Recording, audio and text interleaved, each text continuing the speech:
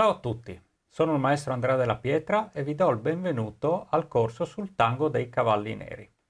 Che cos'è il tango? È una difesa contro l'apertura di donna del bianco che si verifica dopo le mosse D4, cavallo in F6, C4 e cavallo in C6. È stata chiamata in diversi modi, inizialmente difesa Kevic-Trajkovic perché giocata da questi due giocatori, oppure difesa messicana perché fu utilizzata da alcuni giocatori messicani e principalmente dal grande maestro Carlos Torre. A un certo punto il maestro internazionale moldavo Georgi Orlov, che poi è diventato statunitense, scrisse il primo libro su questa difesa nel 1998 e gli attribuì appunto il nome Tango dei Cavalli Neri, che poi diventò successivamente tango semplicemente. E secondo me è un nome molto appropriato perché come avrete modo di vedere in questa difesa i cavalli si muovono molto per la scacchiera. Perché mi sento di consigliarvela? Perché secondo la mia opinione è una difesa sottostimata nonostante abbia delle ottime statistiche per il nero. È poi una difesa dinamica e dà luogo spesso a posizioni uniche e creative e in alcune varianti vedremo anche diversi attacchi sull'arrocco del bianco. Poi è anche una difesa non molto conosciuta e quindi può avere un effetto sorpresa non indifferente già dalla seconda mossa.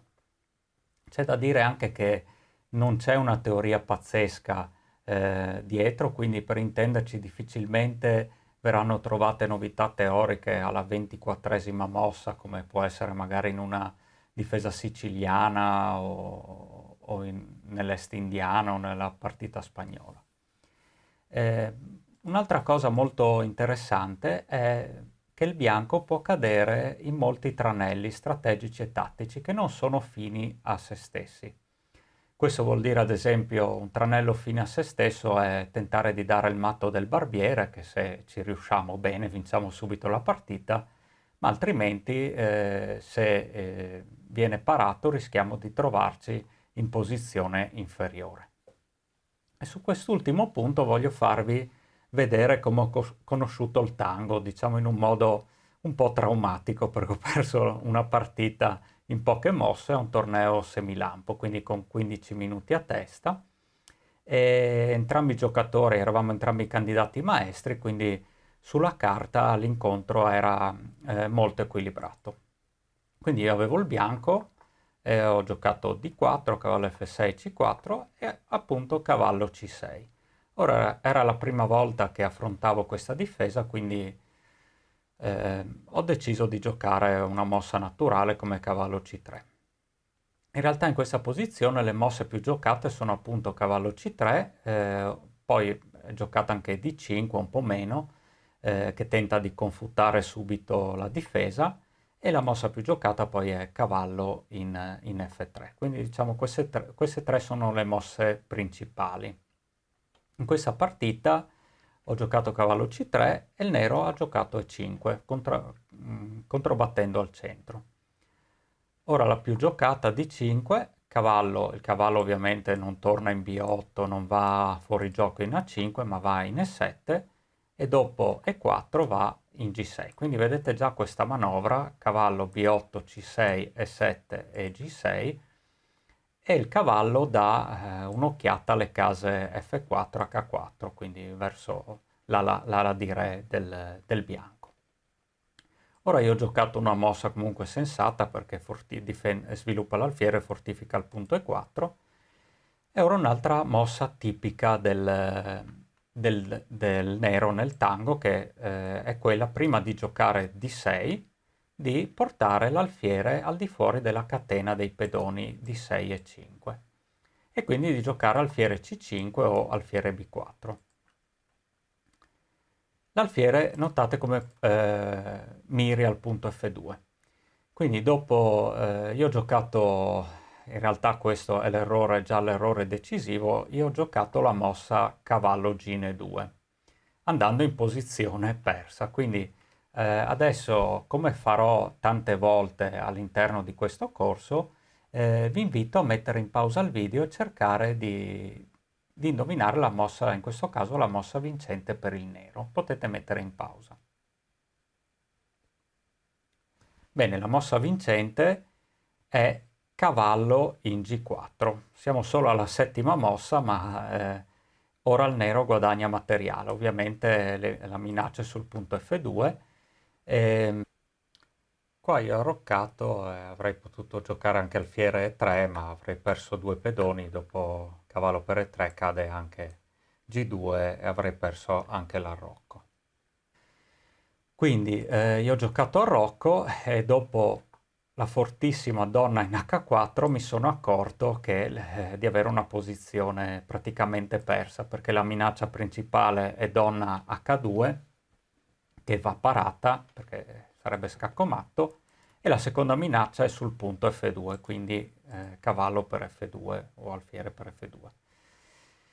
Quindi sono stato costretto a giocare H3 e dopo cavallo per F2 attaccando la donna e minacciando varie scoperte, scacchi di scoperta con l'alfiere in C5, sono stato costretto a cedere anche la qualità, quindi la torre per un pezzo minore. Quindi torre per F2, donna per F2 scacco, re H1 e dopo cavallo H4, minacciando matto, sono stato obbligato anche a proporre il cambio delle donne e il mio avversario ha giocato la mossa donna per G1 e dopo cavallo per G1 mi sembra che la partita sia andata avanti ancora qualche mossa e poi ho deciso di abbandonare. Quindi una bella batosta col bianco in 13 mosse che però mi è stata molto utile perché ho conosciuto questa difesa e successivamente ho deciso di approfondirla e di vedere se era giocabile, se era un'apertura, una difesa valida. Effettivamente, diciamo, ho iniziato a giocarla con buoni risultati. Ho comprato il libro di Orlov e l'ho studiato, insomma, ho cercato di approfondire questa difesa. Ehm, Tra le varie posizioni e partite che ho trovato e analisi che ho trovato nel libro di Orlov, voglio farvi vedere una posizione in particolare che mi ha sempre attirato e che ho sempre rivisto con piacere. Quindi questa è la partita Elburg-Simmelink, giocata nel 99, quindi un anno dopo l'uscita del libro, però sono convinto che il nero conoscesse perfettamente le analisi fatte da Orlov. È una partita per corrispondenza, quindi per chi non lo sapesse, i due giocatori si scambiavano le mosse per posta. Ok, quindi dopo D4 cavallo in F6, C4 e cavallo C6, in questa partita il bianco gioca D5. Ora il nero va in E5 e dopo E4, ovviamente adesso il nero non va a mangiare in E4 perché seguirebbe donna in D4 e uno dei due cavalli sarebbe perso, ma è molto importante per il nero andare subito a controbattere al centro ed evitare che il bianco consolidi il suo forte centro di pedoni. E quindi gioca la mossa E6. Ora segue F4, cavallo in G6 e alfiere D3. Ora dopo E per D5 il bianco avrebbe fatto bene a giocare C per D5 con una partita equilibrata, ad esempio alfiere B4 sarebbe seguita dall'arrocco corto. Invece in partita ha giocato E5, mossa dubbia, dopo cavallo E4 riprende il pedone con D5, ma il nero ha la forte donna in H4 scacco e il bianco deve pararla con G3. Ora vedremo dopo alfiere B4 giocata in partita, in realtà nella teoria vedremo anche la mossa migliore, che in questo caso è la sorprendente cavallo in C3, ma in questa partita il bianco gioca alfiere D2. Cavallo D2 sarebbe stata più o meno uguale, non sarebbe cambiato molto. Ok, dopo alfiere D2, mossa naturale per il nero è giocare cavallo G3, cavallo per G3, e il bianco faceva affidamento su questa mossa, cavallo in F3, attaccando quindi la donna nera. Ovviamente il bianco non poteva mangiare perché c'era la torre in difesa. Ok, ora di nuovo vi invito a mettere in pausa il video e a trovare la mossa più forte per il nero. Bene, la mossa stupefacente, insomma, che è molto molto bella, è cavallo per F4.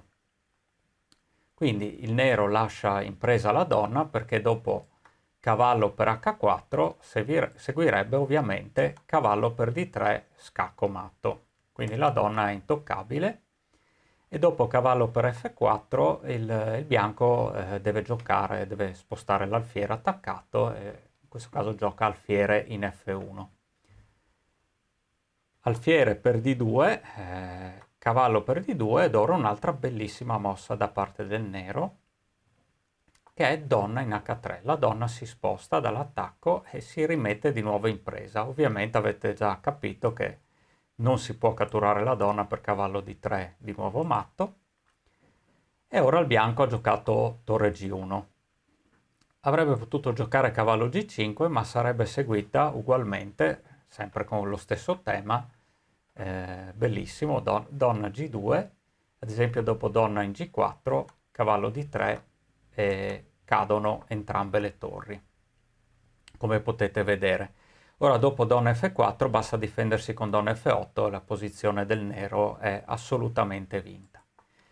Bene, in partita invece di cavallo G5 il bianco ha giocato torre G1 e dopo il cambio in F1 il nero ha giocato B6, dopo torre G3, donna F5, la partita è andata avanti ancora qualche mossa, ma volevo farvi vedere semplicemente la bellissima fase con cavallo in F4 e la partita dopo non è molto interessante, insomma la posizione del nero è vinta, insomma.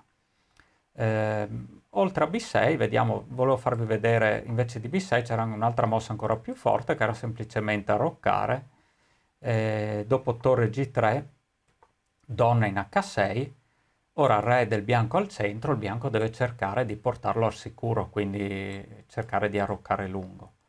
Ad esempio dopo donna D2 però il nero gioca la forte mossa D6. Ora se il re rimane al centro, dopo torre 8 saranno guai per lui, però in questo caso non può neanche arroccare lungo, perché se arrocca lungo c'è la forte cavallo in E2, la donna è inchiodata dalla donna in H6, e quindi dopo, quando il re si sposterà dallo scacco, mangeremo la torre in G3 andando a guadagnare anche la qualità con posizione vinta. Bene, quindi abbiamo visto una bellissima posizione, ce ne sono tante altre nel corso, diciamo, ho cercato di dare il mio contributo per quanto possibile alle analisi già fatte da Orlov, anche da Palliser che citerò nella bibliografia finale.